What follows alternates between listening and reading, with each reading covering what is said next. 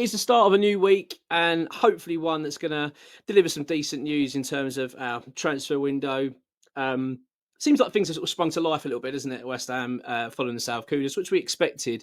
This whole sort of had to sell before we could buy seems to be coming to fruition. Well, it has come to fruition, isn't it? That we didn't do anything, and all of a sudden, bang, 2 deals done pretty quickly after selling Kudus to Spurs. So I'm hoping that's going to continue, that momentum builds. I know there's a little bit of frustration at the moment in terms of what's coming out about the striker situation. So reports are suggesting that Graham Potter's now deciding against signing a striker this window, is happy with what he's got. I'm going to come to that in a minute. We had an update from ExWHUEemployee. Before I do, though, if you're new to the channel, do subscribe. It takes 2 seconds, literally 2 seconds of your time just to subscribe. So if you can do that, we really appreciate it. Also, hit the like button, because that is what generates us getting noticed on YouTube by other fans, and then they come and watch and then join in and join this wonderful journey of being a West Ham fan, which is, the gift that never stops giving, Let's go into the transfer stuff. I want to start with, I'm just going to go through basically sort of key points. I'm not going to go into too much detail on all of it. Just want to have a little bit of a chat about a couple of bits, and then I'm going to elaborate a bit more, possibly tomorrow, on a couple of these stories that we're going to be talking about. So, Albion Hajiri, this is we've talked about this guy a fair bit, actually, previously. You can go back and look at previous videos. He's been linked with us quite a bit. We wrote a story that we had strong interest in the player. So that's been there for a while. I'm not quite sure what's driven the latest news on it, but apparently nothing's really changed. He is a player that we like. And that's basically it. Nothing else has really changed beyond that. So I'm not quite sure where the reports are that we're putting a bid in, €5 million, and the player wants to join and he's likely to come to West Ham. I'm not quite sure. So at the moment, not taking too much notice of that. It's not to say that nothing would ever happen there, but at the moment, the story isn't quite where it is at, which is suggesting that West Ham are in talks and something's going to happen there. Apparently, according to X, that sources are saying, the club saying, well, it's news to us that that we've put a bid in for the player. So that's where we are with that. Quickly touch on the goalkeeper situation. I think that's where we're going to see some movement this week. Leicester City, Mads Hermansson is our number 1 goalkeeper target, as we understand it. So it could well be that we start seeing a bit of movement on that. I think there's reports come out today suggesting that Leicester City now are braced for a bid from West Ham. I'm not quite sure how we're going to approach this one, because it seems like quite an expensive signing for a goalkeeper. And considering our limited budget at the moment, it's hard to see how West Ham are going to go and outlay something, 25 odd million, £30 million for a goalkeeper. I'm struggling to see that at the moment. So I don't know. I don't know how we're going to structure it and how we're going to try and get the player over the line. But there is hope that we might be able to get something moving there. I mean, obviously, as I say, he's seen as a key target for us in terms of a goalkeeper. I've got to be honest, I wasn't impressed with Alphonse Areola again. I thought in the pre-season friendly of Grasshopper, I just don't rate him as a goalkeeper. I find him to be such a...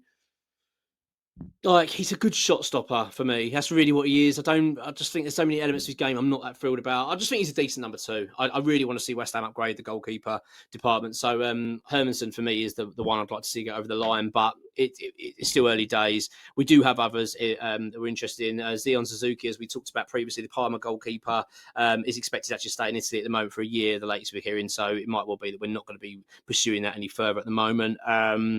We've got Zatura for Werder Bremen that we're interested in. We've also got a couple of other targets we're looking at. Leymans of Club Bruges, also interested in Michael Cooper of Sheffield United. That's my watch then just telling me that I'm dying or something. Only 25 years old, that goalkeeper, Michael Cooper. So it could be one that we're looking at as well. So yeah, that's where we are in terms of that. As I say, I'm going to elaborate more on these in videos. I'm just kind of going through a bit of a bullet point of where things are at this stage. Let's talk quickly about Harvey Elliott and Tyler Morton. So the situation hasn't changed a great deal, to be honest. The watch has gone. It's driving me mad. The situation is that West Ham are in talks with Liverpool, and I know that there is a huge amount of sort of basically, a lot of people aren't buying into this and feeling that it's unlikely it's going to happen. I do think it is. It does feel like it's one of those deals, getting Harvey Elliott especially, that's it's a big ask. You know what I mean? He's an England under-21 international. You'd expect him to be in the England squad in the not too distant future. Obviously plays for Liverpool, and a lot of clubs interested in him. All these, there's a huge amount of reason to make you think this is going to be very difficult for West Ham to get over the line. So I do understand why there is people feeling quite apprehensive about it and just not buying into the fact this could happen. So I do get it, right? I think there's reasons for hope as well, though.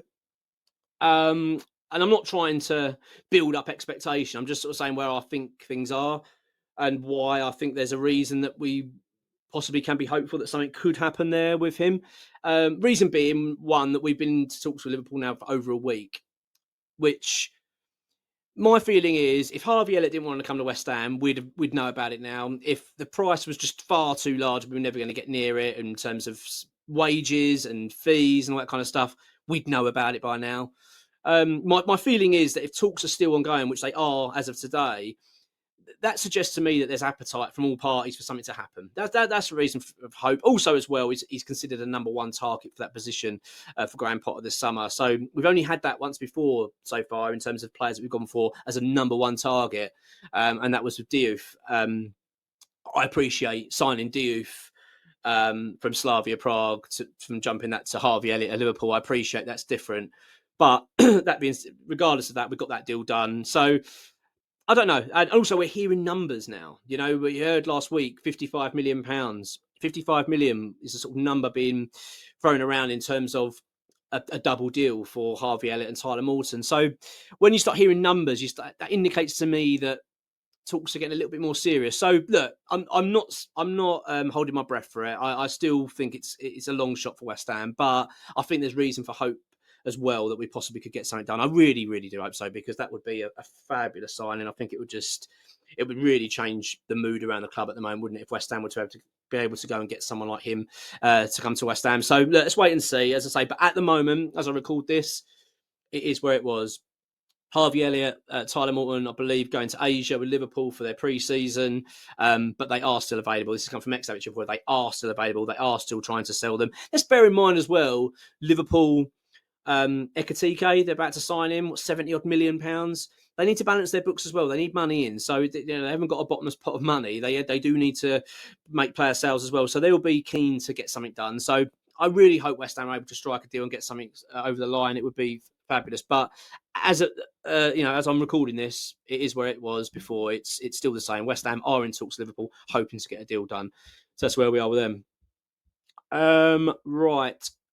At the moment, in terms of players leaving, the likes of Nyfegard, I'm just going from X here at the moment, okay? Likes of Art Nyfegard and Edson Alvarez are at this stage staying at West Ham. Although it looks like they could move on, at this stage, they're not moving on at the moment because we're getting no offers in, nothing's happening. So they could well be at West Ham players this season. Rodriguez hasn't had an offer yet that we're happy with. We may have to consider subsidising his wages with a few Spanish clubs claiming interest, which is a shame. But if we need to move him on to free up some space, then I'm happy to do so. But that would be a shame if we couldn't just sell him. But it does feel like a lot of these deals, you know what I mean, are going to come late in the window. It typically does happen, doesn't it, with these transfer windows? So, right. Jack Grealish, quickly want to touch on him. It is where it was before. There is interest there. Player would be open to West Ham move. The wages are a problem. This is what you're going to get with these clubs. You know, we've been down this road before, haven't we? We had it with Harry Maguire and stuff like that. When you go for these sort of big clubs and try and get players to come over, even when they're on loan, it's like their wages are just astronomical. They're so out of the realm of other football clubs. It's insane. I mean, 300 grand a week. You know, we don't have many players on 100. It's just so much money. So it's difficult. So you need to then get City to subsidise the wages. But it's not like they're going to go, we'll pay 25% of his wages. They're going to need to pay 75% of his wages. So it's difficult. It's difficult, I think.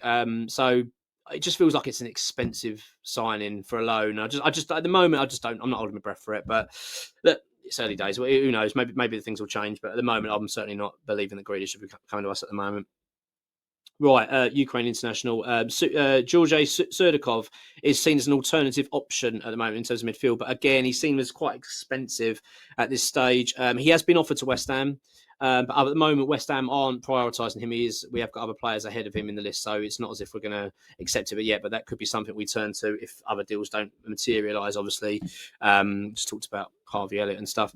James McAtee is one that we are very interested in. However, other clubs are interested in him as well, and we're seen as down the pecking order at the moment for him. So I'm not too confident we'll get a deal done there. It doesn't feel like we are showing interest, but as I say, we've got other players that we're looking at, so it's not as if he's a number one target. Dewsbury Hall, however, is seen as possibly a loan with an option to buy from Chelsea at this stage. Another player we're very, very keen on, and we're looking to maybe spark talks with Southampton for is Matheus Fernandes, which I think would be a majorly important signing if we were to get him over the line. I think there's a lot of people would love to see him at West Ham, Fernandes, but again, kind of where we were before.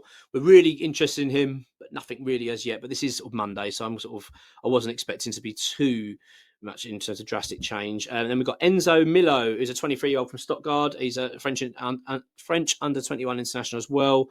Midfielder, another player that we're interested in. Let's talk about the striker situation then. So, as far as we understand it, this is coming from X now, that Graham Potter's very, very, very impressed with Nicholas Füllkrug this summer. I think we might have mentioned that before. Really, really keen and very, very happy with him at the club. He's come back. He's fitter. He's lost weight. He's just showing a great attitude. Everything about him has been great. So Graham Potter's very, very happy at the moment with Nicholas Füllkrug, and apparently as well, very impressed so far with Callum Marshall. So I get the feeling that where we are at is that we're just saying, well, we're going to see how this pre-season pans out a bit longer to see how Marshall fares and Füllkrug, because it could be the options that we have up front for this season, especially if we're looking to strengthen elsewhere in the squad. Other priorities, we know the midfield, let's be honest, is the big priority this summer. But that's not to say we're not going to go and get a forward, because it turned around from X said we look like if we go for a forward, it might be that we look for a cheaper option rather than spending a fortune on a as a big summer signing. We might go for a forward, we might see if we can alternative. So I don't know what that means. I really hope it doesn't mean that we're going to end up bloody going for a Callum Wilson or anything like that. I don't think we will, but let's wait and see. As I say, this is a little bit early days yet. I'm getting too carried away. The one that I'm really hoping for, as you know, is Harvey Elliott.